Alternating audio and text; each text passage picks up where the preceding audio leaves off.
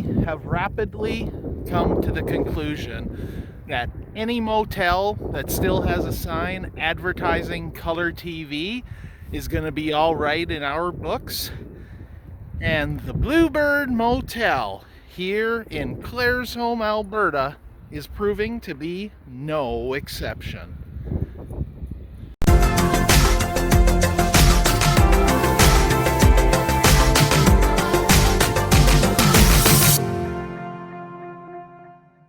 Hello and welcome to the latest episode of danocan.com. We're taking a little bit of a break from our European series that we've been doing here to kind of focus on something a little more Canadian in nature, and that's here in Claresholm, Alberta, the Bluebird Motel, serving up hospitality since 1947, and I am pleased to report that even here today in 2020, it is still living up to that reputation. This place has been fantastic. Now today, the motel is one long continuous building. Now let me rephrase that. One part of the motel is one long continuous building consisting of 13 units.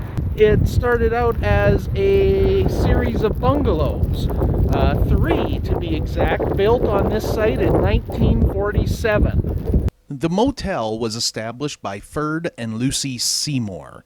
The first 3 duplex cabins were built using lumber salvaged from a barn and shed from the Claresholm Dairy, which the Seymours had operated on this site from 1937 until 1944. The original office was attached to the south end of the duplex, which housed units 1 and 2. Before starting the motel, Ferd Seymour had purchased a half interest in Quali Motors, which was a Chevrolet dealership in the town.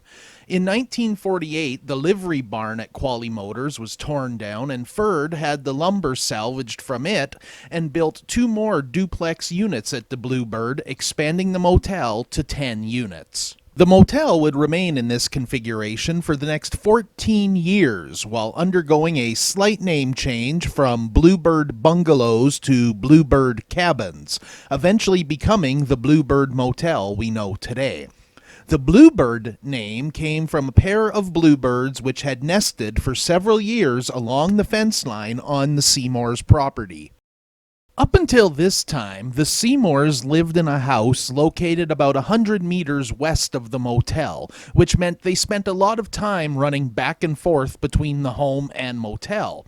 In 1962, they built a new house which was located directly behind the motel. A new office was constructed between 2 of the original 1947 duplex buildings, and a newly constructed storage and laundry room connected the house and the office, meaning no more running outside whenever someone needed to check in. The following year, in 1963, 3 new single units were built between the other duplexes, bringing the motel into one large building for the first time, with a total of 13 units. This configuration would not last for very long, however.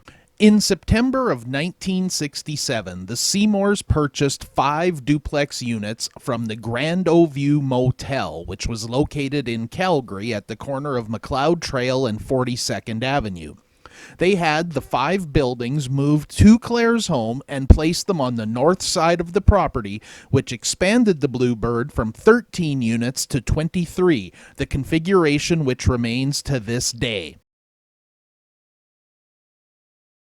Here's a copy of a page from the Calgary Herald dated July 15, 1950, which shows the grand opening of the Grand View and contains a photograph showing some of the bungalows. I have to imagine at least some of the bungalows shown in this photo would be the ones that made the eventual move down the highway to Claresholm and become part of the Bluebird.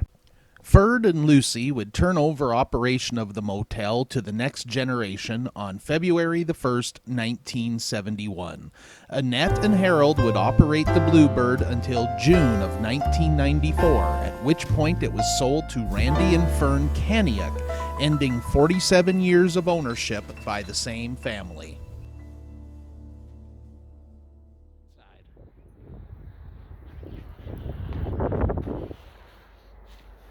We're staying in number 19, the Gene Autry room. And yes, we're using an old-fashioned key here. There's no fancy key cards or anything like that. This place is old-fashioned charm all the way. Oh, so my glasses are fogging up and everything, but at least it's warm in here. So forgive the mess, my cheesies and things like that here.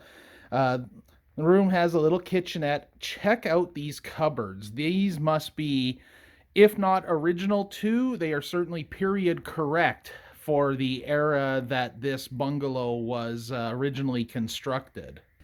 Now, you may remember in our previous video that I did regarding the Sunshine Auto Camp in Calgary, I lamented the fact that here in Alberta and in Western Canada in general, we don't have a lot of the classic tourist camp, bungalow, cabin kind of accommodations left. This place, though, at least proves that at one point they were relatively common in the province. I feel really confident in saying that this place would stand up with any of the classic motels we toured while on Route 66, whether that's the Wagon Wheel in Cuba, Missouri, or the Silver Saddle in Santa Fe, New Mexico. This place is a classic in every sense of the word.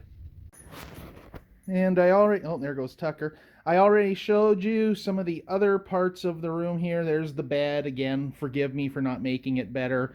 The whole room is done up in a Western theme. We've got lassos, guitars, memorabilia, all sorts of stuff here. This is just a really nicely done room. It's quaint without being cheesy. It's cozy. It is a really fantastic place, and this place is a real gem here on Highway 2 in Alberta.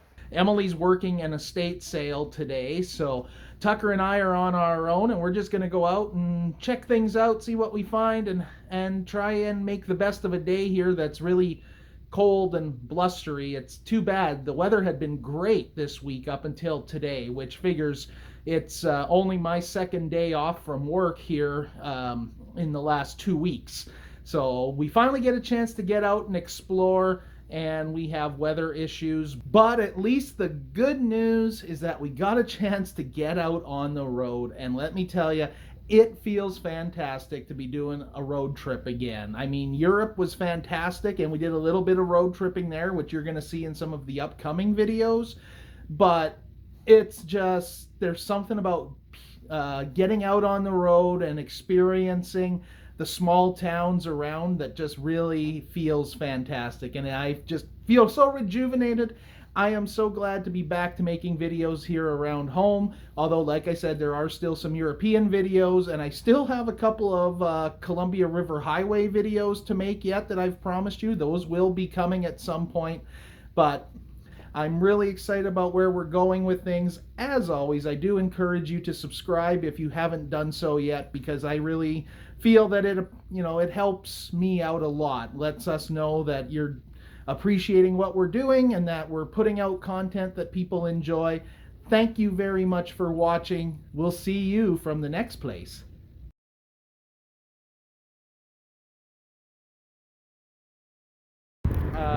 It originally started as a historic, well, it didn't start out as historic. Oh, thank you, Tucker. But at least the good news is that the